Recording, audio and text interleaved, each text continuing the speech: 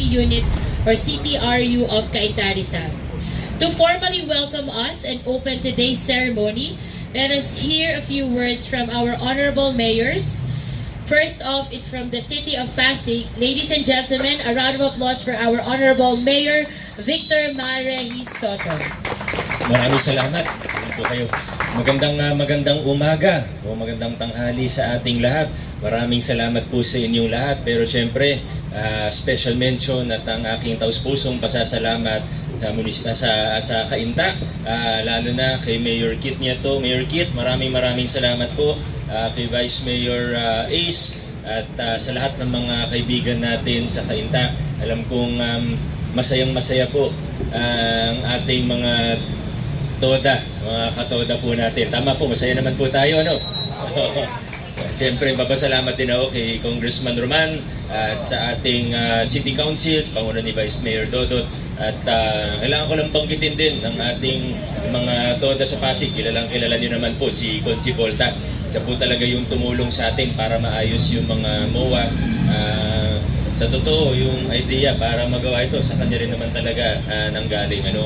Salamat din sa CTRU. Nasaan po mga taga CTRU? Ito po, mga taga Cainta, CTRU counterpart natin sa Toro. At ito pong MOA signing natin. Sa pagkakataong ito ay patunay na pwedeng magkaisa, mag-cooperate ang dalawang LGU para sa ikabubuti ng ating mga nasasakupan. Hindi na po mahihirapan ang ating mga toda, ang ating mga masada at kumbaga, ano lang po ang hinihilingan po natin, susunod tayo sa batas trapiko at susunod tayo sa mga mapagkakasunduan po natin. So pag sinabi pong pwedeng drop off at bawal pick up, ay inaasahan po natin na hindi lang yung mga opisyalis, kundi pati lahat ng miyembro natin at ng mga driver natin ay susunod sa napagkasunduan po natin. Okay naman po yun, Kasi baka magalit sa atin si Mayor Kit, biglang bawiin po yung MOA pag hindi tayo sumunod. Kailangan sumunod tayo para hindi rin tayo mag-aaway-away. Diba? Pag may nabalitaan po kami na ang dalawang toda ay medyo nagkakaroon ng kiskisan, baka bawiin po natin. Pero kung nakita natin na maayos, nagkakasundo at sumusunod po ang bawat isa, baka pwede po ito hanggang kumbaga, pwedeng manatiling effective ang MOA natin. Pwedeng forever po ito kung susunod po tayo. Kaya hindi ko na masyadong kabaan pa ang aking mensahe dahil lang totoo gusto ko marinig yung mensahe ni Mayor Nieto para sa atin. Alam mo, ang mayor po ninyo, yung mga taga-Cainta, ako, hindi naman po ako malakas mambola. Pero hindi rin po ako nahihiyang magsabi na ang mayor po ninyo, isa sa mga hinahangaan ko at isa sa mga ginagaya ko. Mula nung nag-umpisa nung 2019, minsan pagka wala akong magawa, pag nasa traffic ako, binubuksan ko yung Facebook page niya. Hinihingan ko ano bang mga ginagawa ni Mayor Kit na pwede natin gawin sa Pasig City. Totoo po yan, ha? Minsan may mga nakikita ako talagang magandang gaya, mga best practices, ika nga. Minsan mga simpleng bagay, pero hindi ko naisip, siya naisip niya. Kaya Mayor Kit, maraming salamat sa lahat ng mga kasama sa Cainta LGU. Maraming salamat po sa inyo at sa ating lahat. Congratulations, God bless sa ating lahat. Thank you very much, Mayor Vico Soto. And now to welcome us today from the Municipality of Cainta, ladies and gentlemen, a round of applause for our Honorable Mayor Attorney J. Kit Nieto. Maraming salamat. Hindi ka may naasahan na meron tayong ganitong programa. Pero nabinanggit sa akin ng side ng Pasig na si Mayor Vico has already scheduled something. Alam niyo, unang pumasok sa isip ko, pagpapahalaga. Binibigyan ni Mayor Vico ng pagpapahalaga ang industriya at sektor ng tricycle sa Pasig. At kung kayang gawin ng Pasig yun, dapat magpakita rin ako ng katumbas na paggalang sa mga counterparts nila sa CTRU. Yung mga ganitong pagkakataon, hindi namin kailangan kasi masyado ng politika. Alam niyo naman paano kami magpatakbo pareho ng gobyerno. Very spontaneous, very sincere. Makikita nyo talaga ano ba priorities niya sa buhay. Third termer, has done so much, most popular mayor ng Pilipinas. Nandito siya ngayon, kasama niyo. Kasi naniniwala siya na isa kayo sektor na importanteng alagaan sa lungsod ng Pasig. Tama? Di ba? Pangalawa, ano pinapakita nito? Na hindi natin dapat tingnan ang mga katabi nating mga lugar bilang mga kalaban. Yung magpapatigasan tayo, magpapaasan tayo ng ihi, magmamagaling tayo. You know, I've experienced that before during my first 2 terms. No? I felt that before. Wala pa si Mayor Vico noon. Without really mentioning people. No? I felt that. No? Pero at the same time, I was just putting a brave front. Yung tapang lang namin na kahit maliit kami, may paninindigan yung bayan namin. Alam niyo naman kung gaano yung hirap natin makipag-usap para ma-settle natin na sa panahon niya ngayon, ang dali-dali lang palang magkasundo. Ano lang ang kailangang objective? Parehong makinabang ang parehang lungsod at munisipyo. Parehong makinabang ang tricycle industry ng parehas. Na kung pwedeng mas mabawasan yung ginagastos ninyo para magkaroon kayo ng maayos na operasyon, kaya na maibigay ng LGU, lalo na ng Pasig. Yaman-yaman ng Pasig. Third, I'm just so happy and blessed na sa dami-dami ng pwede kong maging kapitbahay, si Mayor Vico pa naging kapitbahay ko rito sa Cainta. We always felt that he was doing it well, and we espouse yung sinseridad niya at integridad sa pagpapatakbo ng isang local governance. Sa lahat na nangyayari sa atin ngayon, there's always a reason to be grateful. Sa dami ng mga nangyayaring hindi magandang nababasa ninyo araw-araw tungkol sa lahat ng mga iskandalo at anomalya, meron pa rin tayong rason para magpasalamat. Kasi meron pa rin tayong ilang aspeto ng gobyerno na pinipilit tumakbo ng maayos. Yun siguro is one of the reasons why we all are here. Kausap ko si Congressman Roman kanina, who's also a good friend from way back, kung paano rin niya, he humbled himself to go to my office, pumunta yan para tapusin namin yung tulay na issue dyan sa May San Miguel. He was just so, parang napaka heartwarming, that I am able and blessed to have people like them working with me para itaguyod yung imahe ng gobyernong nadungisan ng maraming mga pagkakataon at kwento.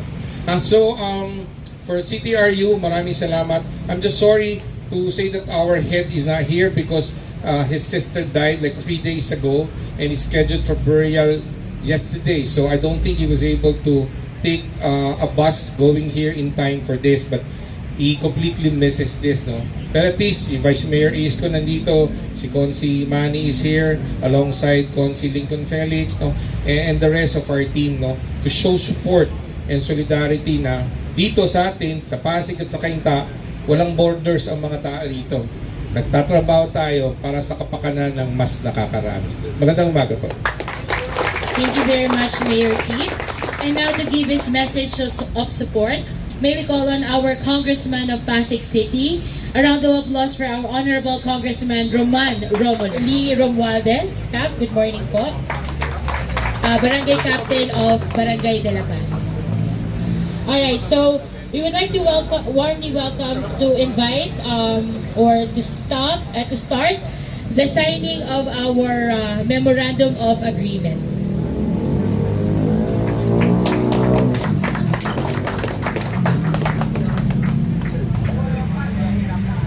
And again, also, we would like to acknowledge the presence of the Senior Assistant Vice President of SM, Mr. Ronald Alan Brosas.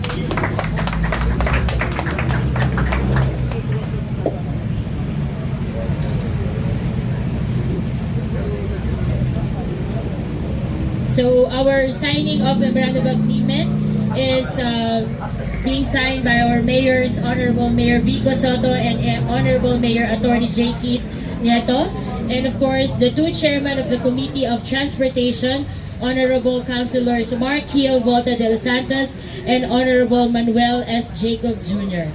And today's historic agreement is witnessed by our Honorable Congressman Roman Romulo, together with the Head of Traffic and Parking Management Office, retired Colonel Rodrigo de Jos, and also the Head of Tricycle Operations and Regulatory Office, or Toro of Pasig City, Mr. Rodel Salvador, and also Mr. Raul B. Vallejo, the acting head of Cainta Tricycle Regulatory Unit, or CTRU of Cainta, together with our city councilors from District 2, Councilor Warren Inocencio and Councilor Boy Raimundo.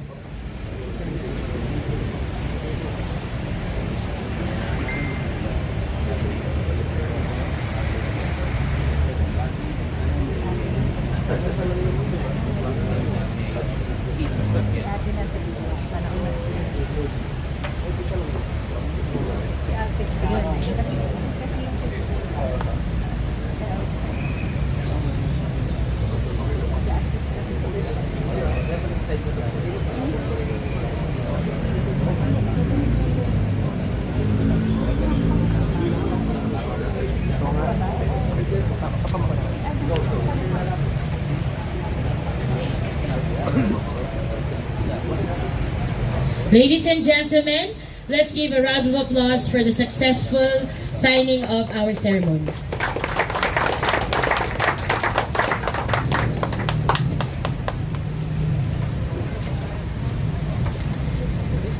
And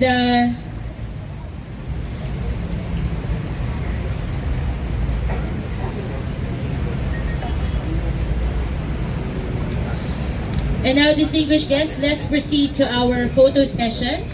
May I please ask our mayors and the city councilors and our department heads to stand up for our photo op.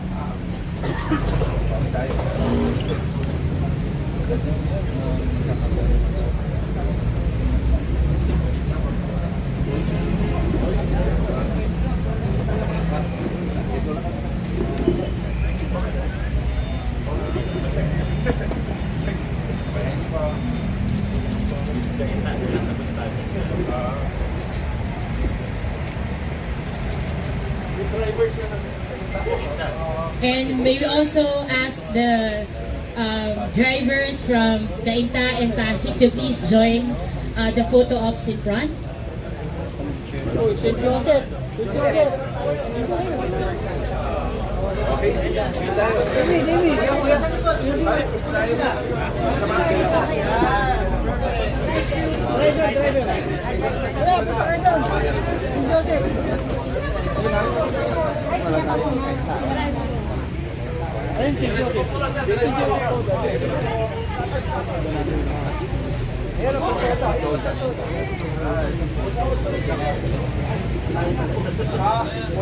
Ibig naman sa harap yung iba, pwede ba sa harap para magkasala tayo? Ito yung iba, sa harap, tapos upo na lang po.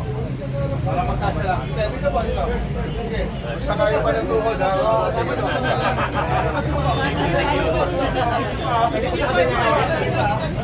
Ito, maluwal pa, maluwal pa.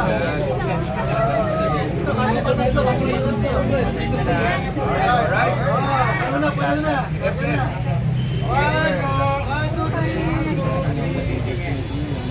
Po. 1, 2, 3. One more. 1, 2, 3. Thank you. Thank you so much. Salamat sa inyo. Thank you. Okay, thank you po. Next naman po is the two mayors. Next po is photo ops po with the two mayors. And then next po is the two mayors with the two chairmen of the Committee on Transportation.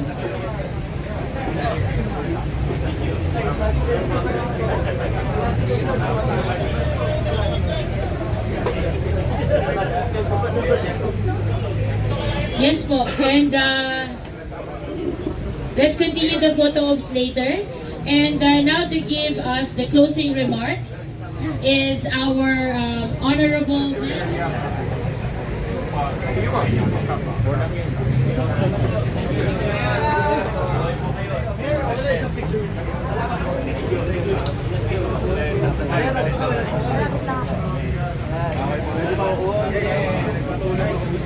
Thank you, Mayor. Salamat ka sa inyo.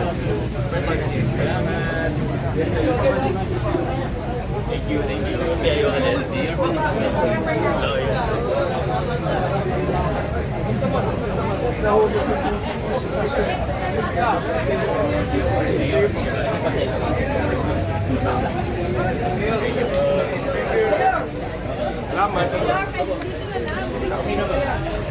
Nag-offer na po kami sa PNR.